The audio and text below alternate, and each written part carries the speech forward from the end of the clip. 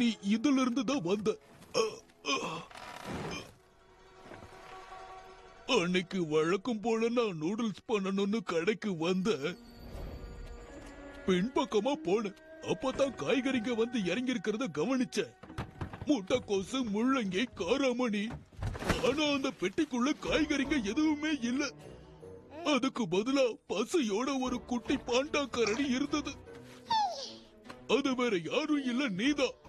பசை இல்ல, நீ என்னையே சாப்பிடுறியோன்னு பயந்துட்ட. உன்னை யாராவது தேடிக்கிட்டு வராங்களான்னு நான் எட்டி பார்த்தேன். ஆனா யாருமே வரல.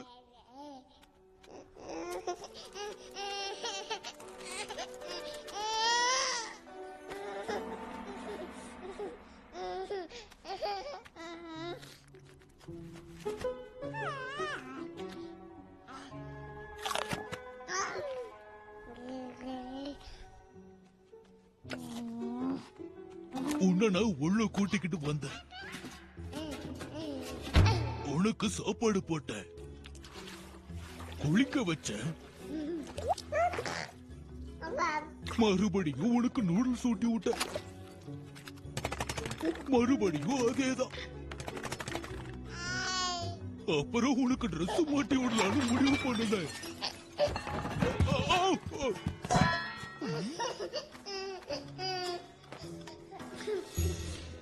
அதுக்கப்புறம் என் வாழ்க்கைய மாத்தக்கூடிய ஒரு முடிவை நான் எடுத்தேன்.